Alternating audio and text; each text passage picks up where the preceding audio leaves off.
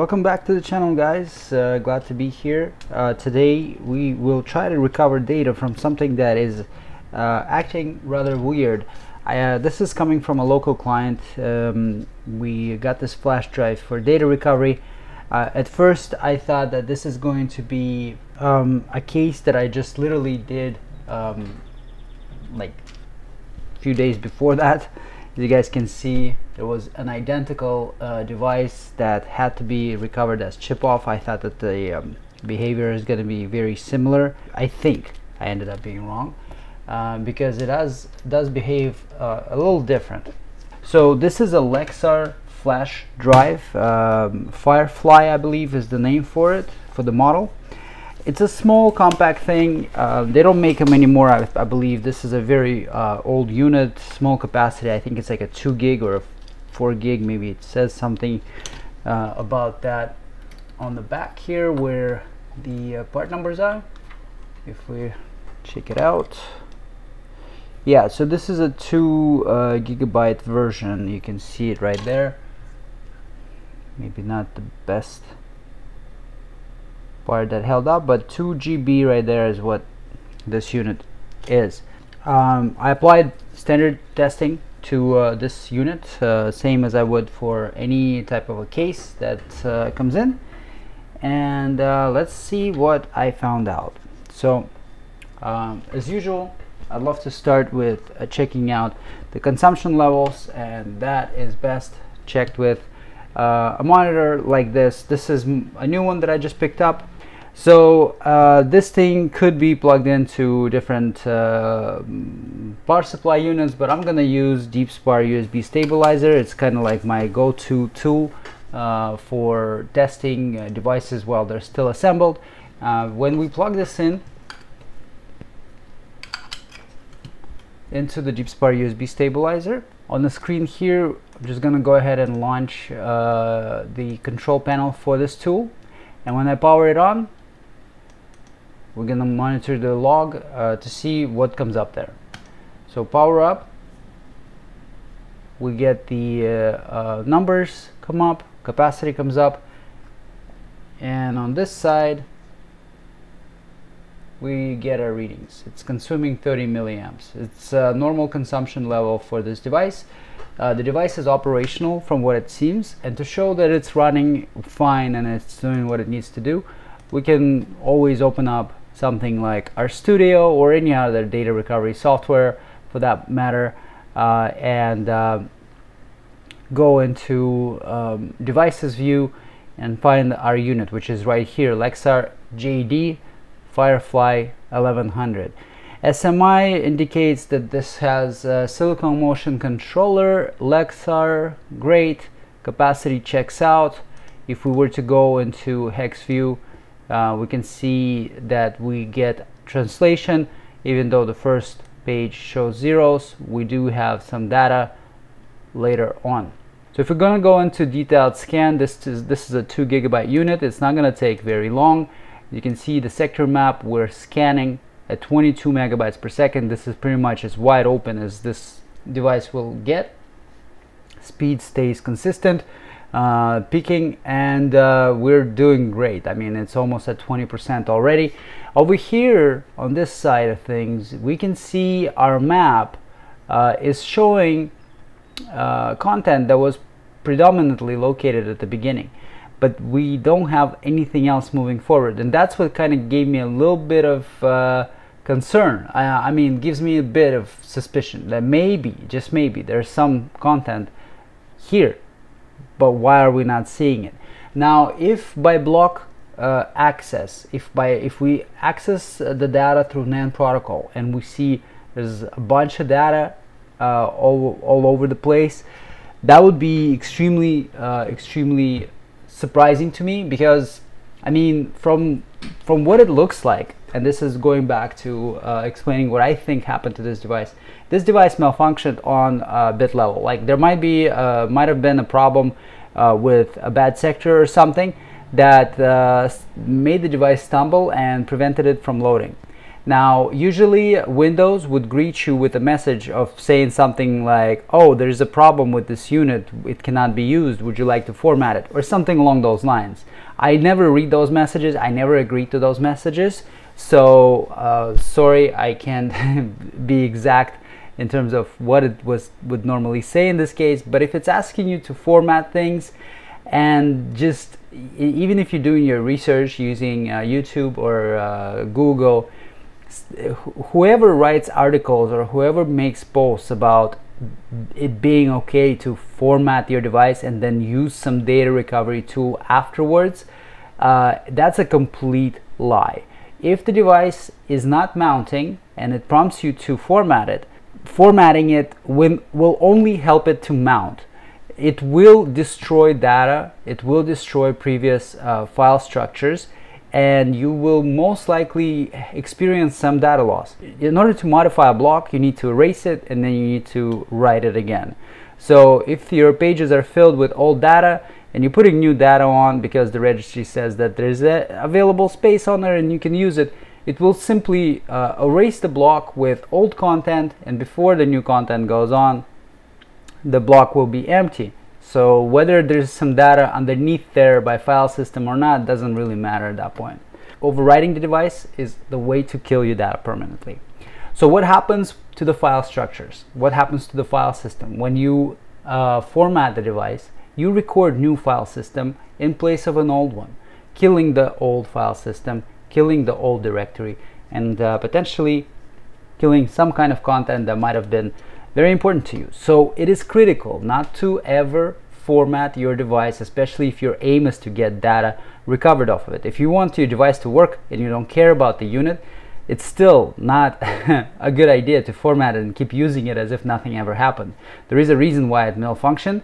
There's more chances that it will happen again when a message like that already came around once. So I would suggest switching the device to a new one at that point if you just care about the functionality of the device, or if you don't care about functionality of the device and you need your data, do not format it and proceed with data recovery software route. RStudio in this case is going to be a great tool to use, because even if your device is not mounting in Windows and prompting you to get formatted, RStudio will look past that point. It will look further into the device. It will look at data that isn't modified yet by formatting it. So that would be giving you a best chance of recovering your original data. So what I think happened here is when that message came up, the user actually clicked on format in hopes that it will fix things. And here's what it did. It had a partition before, but the beginning of that partition is gone.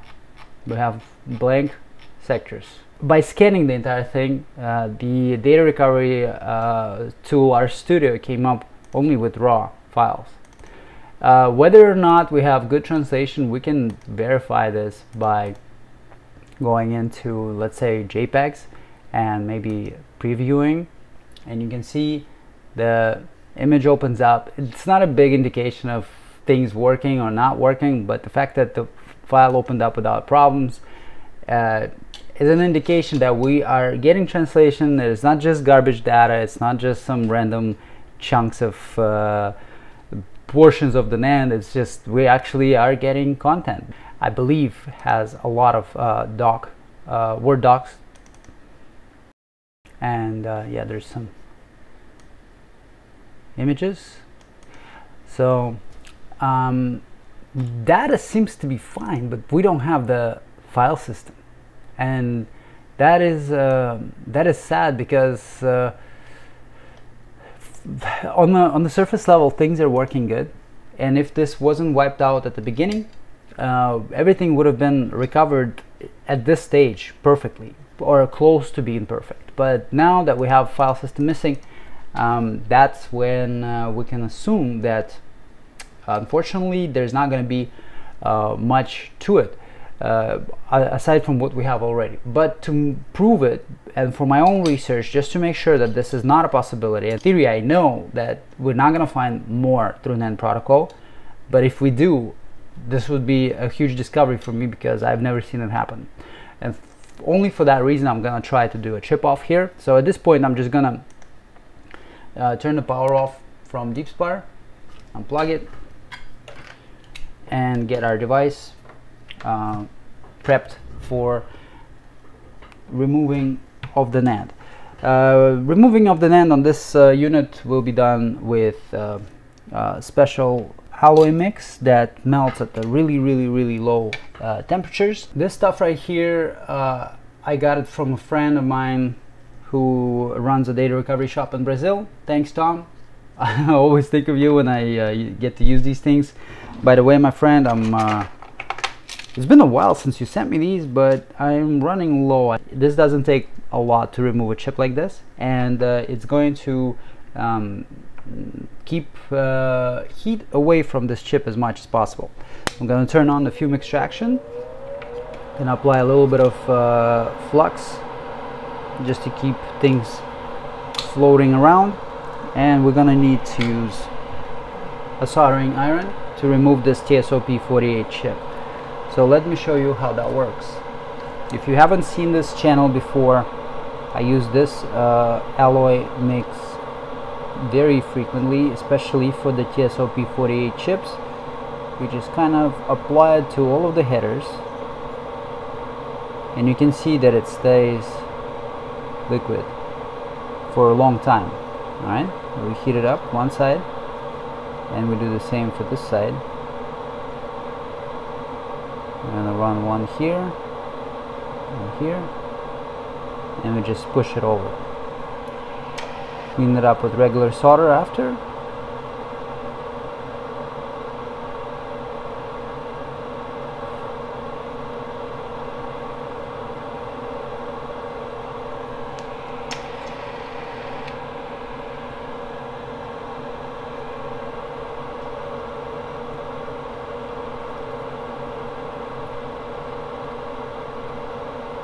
The only downside of this mix is that chips, once you blob them like this, they have quite a lot of things stuck to the headers. So somebody suggested, in an effort to get rid of these blobs, what I should do is just take the soldering iron, run it on the headers to get things liquid again, and then you stomp your fist on the bench, and they all kind of like fall off for the most part, and then the rest can be cleaned up with the wick.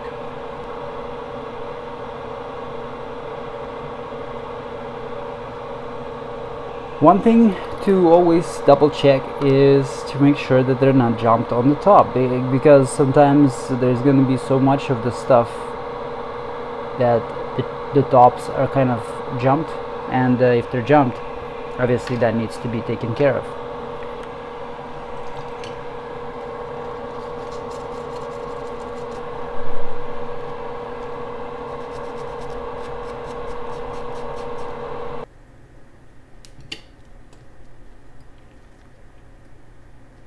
We have a dot for the indication of the first pin.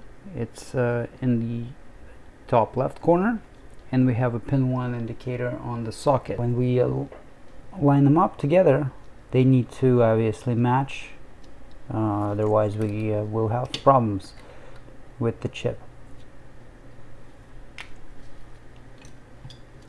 Now this part goes in to the hub, and then we just need to attach a USB cable to it. Now we just need to read the content of the chip, and when the chip is extracted, the flash extractor will help us to build logical image that in our best expectations would be different from what we had through the interface. Chances of that are small, but I mean, it's a small enough device to challenge this and see what we could be up against, because I'm still very very keen on this device being formatted, and obviously that cannot be reversed through a chip off procedure. But who knows, maybe we do have some file system records that were not showing up for other reasons, and that will help us to reconstruct the data in the closer to original way than what we have so far.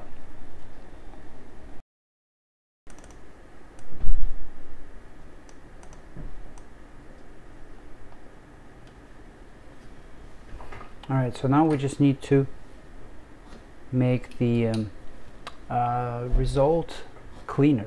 We have a lot of pages that appear to be bad.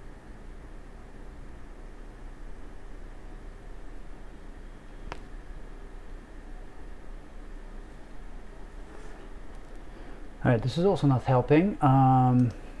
The alternative to this, I would try to read it in the different voltage. Let's test read it at the lower voltage. We're getting really clean read. Alright, so we're gonna go ahead and just reread it once again. Just gonna read right on top of it with the same settings. Alright, let's fire this up again. So if we look at our ECC map now, let's go back. You can see that most of it is green. Probably not most of it, but all of it. Let's correct all the errors right here. This is not going to take long at all. And now we can run statistics in check mode. Let's see if we have any reds. So we have like 378, which isn't bad. We have some here, and probably if we go to test retry, we can still clean those. Let's go micron 1,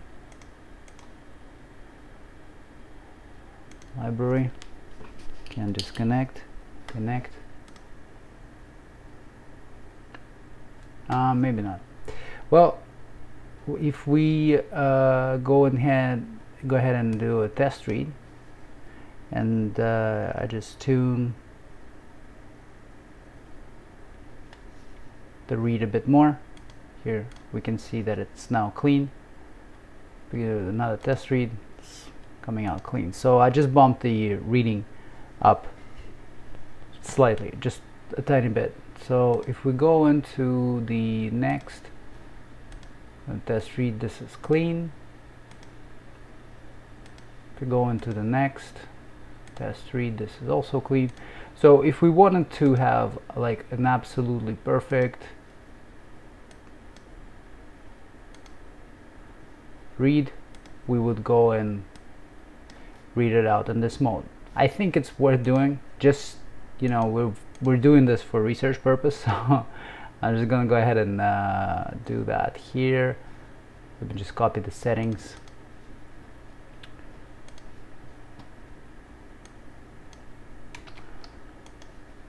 Just in case, so dump them into config here and read. Alright, so we're coming up on a final stretch here for the read.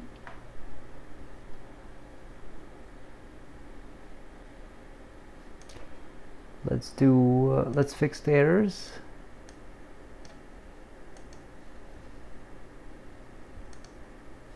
And now if we go into check mode and start from the beginning,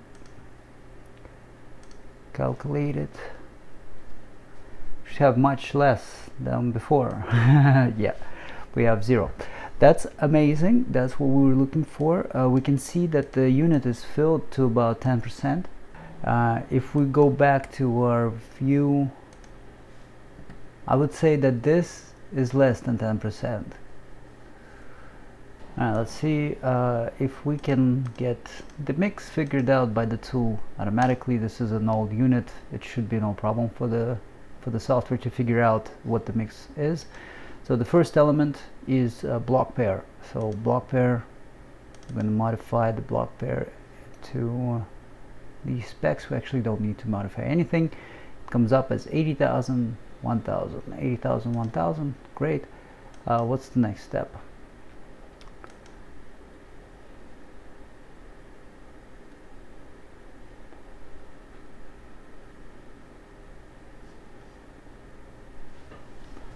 There is no next step. This is the step. So we're going to assemble by block.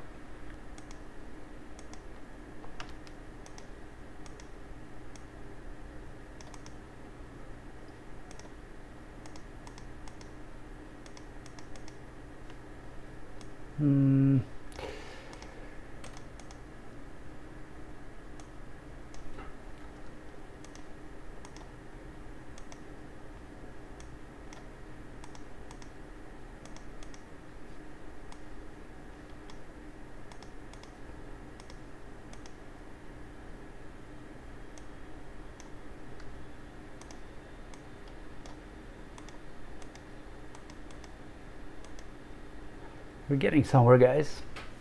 Yeah, so we actually can see that the results are changing, and you know, they're changing to a positive side.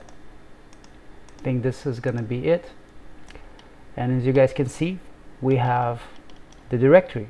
We actually have the directory. We have the file structure. We have all the file names present. So what could it be, and what could make this happen? But I don't know. Like I said, this was just my curiosity, my desire to find out why we're seeing what we're seeing. We can still save this as image, and this image we can later plonk into our studio, and we can compare the results, which is what I'm gonna do right now. I'm gonna start another RStudio screen. There's our image selected, and what do you know, we actually have FAT16 partition. If you remember our previous device, it had SMILXR partition wasn't found, and even though the capacity was present and the data was still being extracted through the interface. So there we have it. The flash drive is now recovered. The case can be considered as finished. The results that I was able to get did surprise me quite a lot. I did not expect that we actually gonna see anything different other than what we could see previously in our studio. So I'm glad I did it, because customer can now save a lot of time from renaming all of these files by hand, and this could have obviously been a much more complex and content intense recovery with multiple folders, multiple subfolders, and things like that, where the file structure would be really critical to have. I'm glad I went down this road, because in the future now I'll know that this sort of thing can happen. As I mentioned, this would be the first time I see something like this, or maybe it's just the first time I pay attention to something like this. But assuming that you see something through the interface that appears to be empty, as you may know, not always means that that's actually the truth. So getting to the bottom of it, this is one of the first things where I proved myself wrong, that chip-off recovery can be better than a working device. The device was working on its own, but the information that it was presenting was not corresponding to what we were able to get through the chip-off. Chip-off wins today. So there we go. Thank you guys for watching the episode. If you have any questions, feel free to drop them in the comments below. If you're new to this channel, don't forget to subscribe and hit the notification button so you can get notified next time the new video comes out. Also follow us on other social media platforms like Instagram, Facebook, Google, and other stuff. Some of the news comes out there much faster than it does on this channel. Thank you guys for watching again. I'll see you all in the next one.